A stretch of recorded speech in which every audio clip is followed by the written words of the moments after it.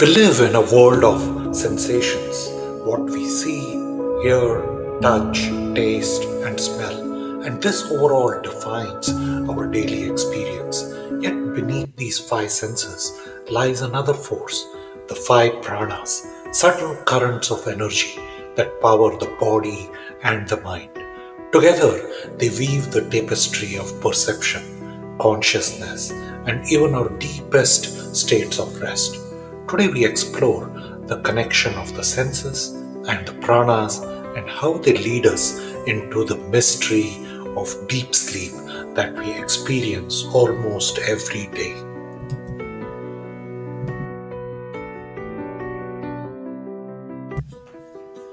In the Vedic tradition, the five senses are called Indriyas, and hence comes the connection to the Vedic god Indra. Each of the senses is a doorway to the world. Smell is linked to earth, and that is the reason we say, smell the earth after the fresh rains.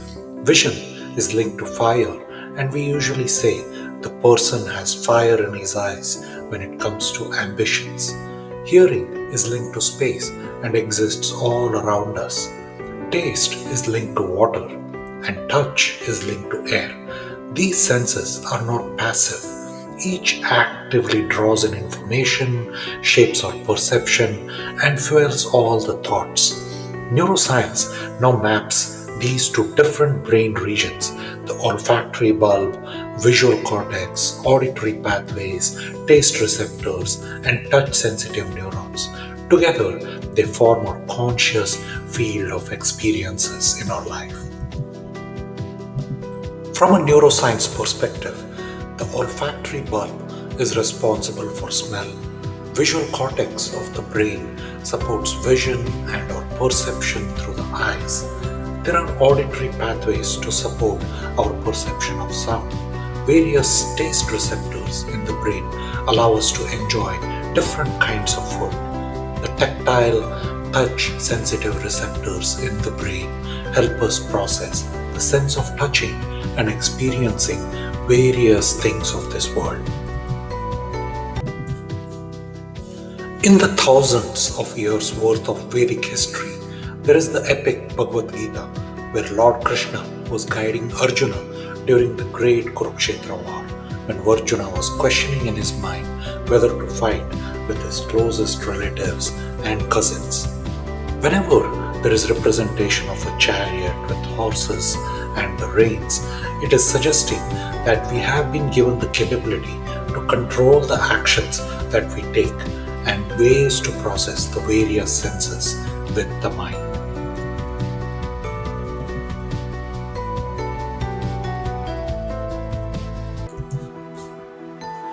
The senses get their energies from the subtle pranas, which we have discussed as part of a separate video, which is titled 33 Vedic Deities of Rig Veda and the Sacred Connection to Our Spine.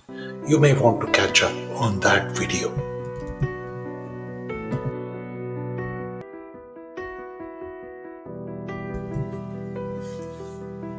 Supporting the senses are the five pranas, the subtle energies described in the Vedas, Upanishads, and the Upavedas. The prana is governing inhalation, attention, sensory intake, like apana is grounding, elimination, and it is also the downward flow.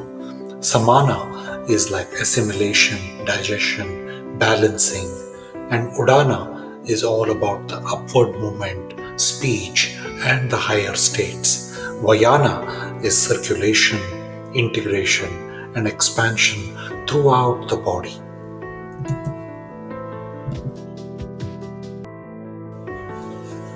Modern science sees these as reflections of respiration, digestion, circulation, neural signaling, and homeostatic balance.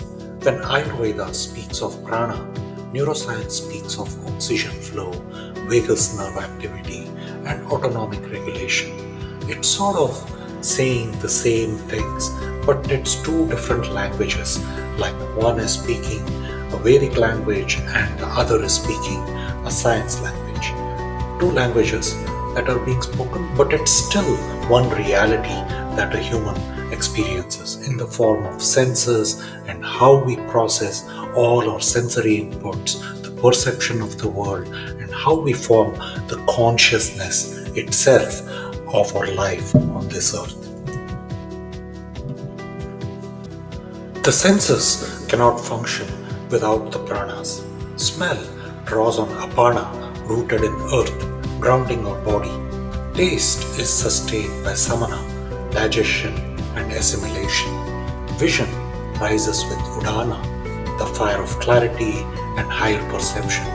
Hearing aligns with prana, attention carried by the breath. That is why we say, when I heard that, it took my breath away, or my heart skipped a beat. Touch spreads through Vayana, the integrating force of circulation. This sort of intricate weaving ensures that perception is not just data collection, but an embodied experience and builds up our consciousness. Neuroscience echoes this as well. Perception is not in the eye or ear alone, it is distributed, processed, integrated by networks across the brain and the body. Let's closely look at what happens when we sleep. In waking life, senses and pranas are active and they are outward looking. In dreams, they turn inward, generating inner images. But in deep sleep, Shushupti, both senses and pranas withdraw into the heart as described in the Prashna Upanishad. The senses rest, no perception occurs. The pranas continue only subtly, maintaining but no outward activity distracts them. This integration creates the experience of blissful rest. Neuroscience parallels this in non-REM deep sleep. When the brain's sensory networks fall silent, the default mode network deactivates and the heart-brain rhythms synchronize. Deep sleep is not unconsciousness but integration, a return to the self or the soul.